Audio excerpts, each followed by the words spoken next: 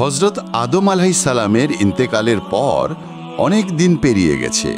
শয়তানের ধোকায় মানুষ ধীরে ধীরে মূর্তি পূজা করতে শুরু করেছে। এমন সময় আল্লাহ তাআলা তাদের মাঝে একজন নবী পাঠান, যিনি এক আল্লাহর দাওয়াত দেন, শিরক না করার নসিহত করেন। তার নাম হজরত নূহ আলাইহিসসালাম। কোরআনে তার নামে একটি সূরা আছে এবং ২৮টি সূরায় ৮১টি আয়াতে তার কথা উল্লেখ করা হয়েছে। পবিত্র কোরআনে আল্লাহ তাআলা নূহ আলাইহিসসালামকে নবী হিসেবে প্রেরণের বিষয়ে বলেছেন, নিশ্চয়ই আমি নূহকে তার সম্প্রদায়ের নিকট প্রেরণ করেছিলাম এই নির্দেশ সহ যে তুমি তোমার সম্প্রদায়কে সতর্ক করো তাদের উপর যন্ত্রণাদায়ক শাস্তি আসার পূর্বে। হজরত নূহ আলাইহিসসালাম পুরো জীবন নিজ সম্প্রদায়ের মানুষদের আল্লাহর একত্ববাদের দিকে আহ্বান করেছেন, কিন্তু তার সম্প্রদায়ের লোকজন নবীর কথায় সাড়া দেয়নি। উল্টো তার উপর বিভিন্ন পন্থায় নির্যাতন করেছে, কখনো কখনো তাকে পাথর দিয়ে আঘাত করেছে। তাদের আঘাতে নূহ আলাইহিসসালাম অনেক সময় রক্তাক্ত এবং বেহুশ হয়ে পড়ে থাকতেন। জ্ঞান ফিরলে তিনি আল্লাহর কাছে দোয়া করে বলতেন, হে আল্লাহ, আমার জাতিকে ক্ষমা করুন, তারা অজ্ঞ, মূর্খ, জানে না, বুঝে না। পবিত্র কোরআনে নূহ আলাইহিসসালামের দাওয়াতের ঘটনা বর্ণিত হয়েছে এভাবে। তিনি বললেন, হে আমার সম্প্রদায়, নিশ্চয়ই আমি তোমাদের জন্য স্পষ্ট সতর্ককারী এ বিষয়ে যে তোমরা আল্লাহর ইবাদত করো এবং তার তাকওয়া অবলম্বন করো আর আমার অনুগত হও। তিনি তোমাদের জন্য তোমাদের পাপসমূহ ক্ষমা করবেন এবং তোমাদেরকে অবকাশ দেবেন একটা নির্দিষ্ট সময় পর্যন্ত। নিশ্চয়ই আল্লাহ কর্তৃক নির্দিষ্ট সময়ে উপস্থিত হলে তা বিলম্বিত হয় না, যদি তোমরা এটা জানতে। হজরত নূহ আলাইহিসসালাম প্রেরিত হয়েছিলেন বর্তমান সময়ের ইরাক ও সিরিয়া অঞ্চলে। তার আগে মানুষ কেবল কৃষি কাজ করত। সমাজে মানুষে মানুষে কোনো ভেদাভেদ ছিল না। কিন্তু ওই সময় সমাজ ব্যবস্থা ধীরে ধীরে নগর কেন্দ্রিক হয়ে উঠতে শুরু করে এবং সমাজ দুই ভাগে বিভক্ত হয়ে যায়।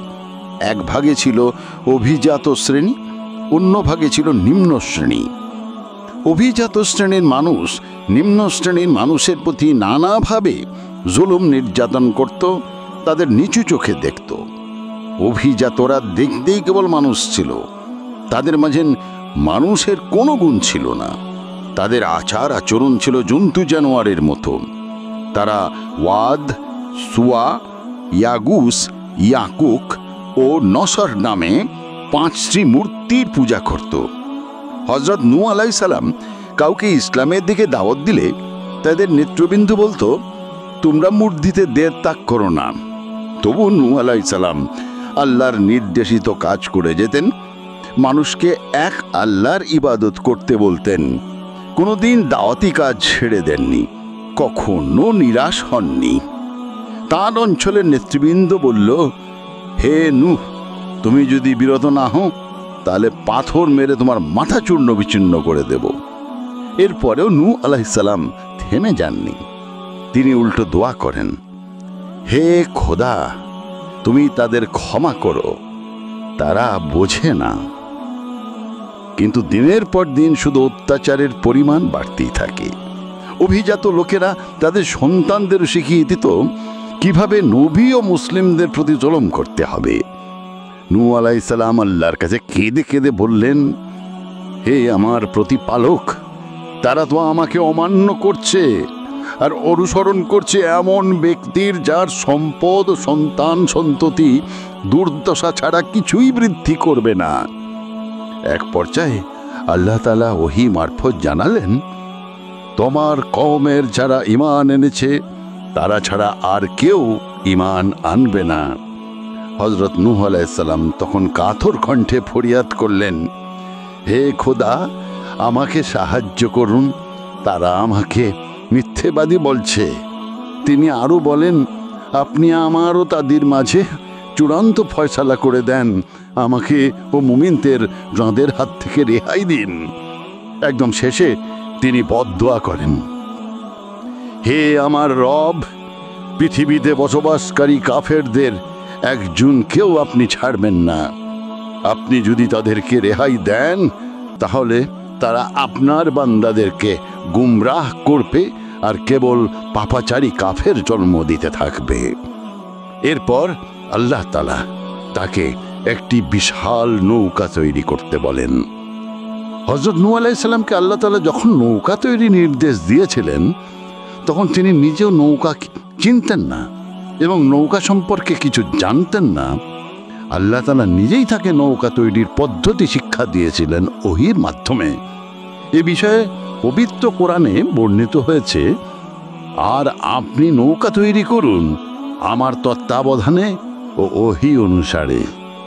হাদিস শরীফে বর্ণিত হয়েছে যে নৌকা তৈরির জন্য প্রয়োজনীয় উপকরণ ও নির্মাণ কৌশল ওহীর মাধ্যমে হযরত জিবরাইল আলাইহিস সালাম হযরত নূহ আলাইহিস সালামকে শিক্ষা দিয়েছিলেন। তিনি শাল কাঠ দিয়ে এই নৌকা তৈরি করেছিলেন। কোনো ঐতিহাসিক সূত্রে বর্ণিত হয়েছে যে নৌকাটি 300 গজ লম্বা, 50 গজ প্রস্থ আর 30 গজ উঁচু ছিল। এর দুপার্শ্বে অনেকগুলি জানালা ছিল। এভাবে ওহীর মাধ্যমে হযরত নূহ আলাইহিস সালামের হাতে নৌকা ও জাহাজ নির্মাণ শিল্পের গোড়াপত্তন হয়েছিল। এরপর যুগে যুগে তার উন্নতি সাধিত হয়েছে। হযরত ইবনে আব্বাস রাদিয়াল্লাহু আনহু বলেন, নৌকাটি লম্বায় ছিল 1200 হাত আর পাশ ছিল 600 হাত। উচ্চতায় ছিল 30 হাত। 3 তলা ছিল, নিচতলায় কীটপতঙ্গ ও জন্তু জানোয়ার, দোতলায় মানুষ আর তেতলায় থাকবে পাকপোখালি। এরপর আল্লাহ তাআলা বলেন, যখন আমার নির্দেশ আসবে আর চুলা পানিতে উতলে উঠবে তখন প্রত্যেক জীবের এক এক জোড়া আর তোমার পরিবার পরিজনদের নৌকায় তুলে নেবে, তবে তাদের মধ্যে যাদের বিপক্ষে ডুবে মরার পূর্ব সিদ্ধান্ত হয়ে গেছে তাদেরকে বাদ দিয়ে। আর জালেমদের পক্ষে আমার নিকট আবেদন করো না, তারা বন্যায় ডুবে মরবেই। এতদিন তারা নূহ আলাইহিস সালামকে দাওয়াতের কাছে বাধা দিত। এবার যখন তিনি নৌকা বানাতে আরম্ভ করলেন তখনও সম্প্রদায়ের লোকেরা তাকে নানাভাবে তিরস্কার করতে লাগলো। তারা বলতো, হে নূহ, তুমি আশপাশে কোথাও তো নদী নালা নেই, তাহলে তুমি এই জাহাজ বানাচ্ছ কেন? মাটিতেই কি জাহাজ চালাবে? তারা টিপ্পনি করে বলতো, এতদিন ছিলেন নবী, নবুয়তি ছেড়ে হয়েছে এখন কাঠমিস্ত্রি।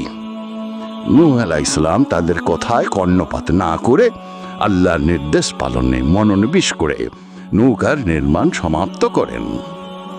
নৌকা বানানোর পর হযরত নূহ আলাইহিস সালামকে প্রত্যেক প্রাণীর এক এক জোড়া করে নৌকায় তুলে নিতে হয়নি, বরং নূহ আলাইহিস সালামের নৌকায় পৃথিবীর সব প্রাণী তোলা হয়নি, বরং যেসব প্রাণী স্ত্রী পুরুষের মিলনের মাধ্যমে জন্ম হয় এবং পানির মধ্যে বেঁচে থাকতে পারে না, শুধু সেই সব প্রাণী ও পশু পাখি উঠানো হয়েছিল। জলজ প্রাণী উঠানো হয়নি। ডাঙায় যেসব প্রাণী পুরুষ স্ত্রীর মিলন ছাড়াই জন্ম হয় তাও বাদ পড়েছে, যেমন পোকামাকড়, কীট পতঙ্গ। শুধু গরু, ছাগল, ঘোড়া, গাধা ইত্যাদি গৃহপালিত প্রয়োজনীয় পশু পাখি নৌকাতে ওঠানো হয়েছিল। এরপর নূহ আলাইহিস সালামকে বেঈমান কাফেরদের বাদ দিয়ে শুধু ঈমানদারদের তোলার নির্দেশ দেওয়া হয়। সেই সময় আল্লাহর ওপর ঈমান আনা মানুষের সংখ্যা একেবারে কম ছিল। নৌকায় আরোহণকারীদের সঠিক সংখ্যা কোরআন এবং হাদিসে নির্দিষ্ট করে কোথাও উল্লেখ করা হয়নি। তবে হযরত আব্দুল্লাহ ইবনে আব্বাস রাদিয়াল্লাহু তাআলা আনহু থেকে বর্ণিত যে নূহ আলাইহিস সালামের নৌকায় আরোহীদের মোট সংখ্যা ছিল 80 জন, যাদের মধ্যে হযরত নূহ আলাইহিস সালামের 3 ছেলে হাম, সাম ও ইয়াফেস, তাদের 3 জন স্ত্রীও ছিল। অবশেষে একদিন শুরু হলো মহাপ্লাবন। আসমান থেকে মুষলধারে বৃষ্টি নামল, ভূমিতল থেকে উতলে উঠল পানি। এই প্লাবনে নৌকার আরোহী ছাড়া পৃথিবীর সব প্রাণী মারা যায়। সব কিছু ধ্বংস হওয়ার পর আল্লাহর হুকুমে আসমানের বৃষ্টি থামে, জমিন পানি শোষণ করে নেয় ইমানদারদের দ্বারা পৃথিবী আবার নতুন করে আবাদ হয়, ফুলে পাখিতে ভরে ওঠে দুনিয়া।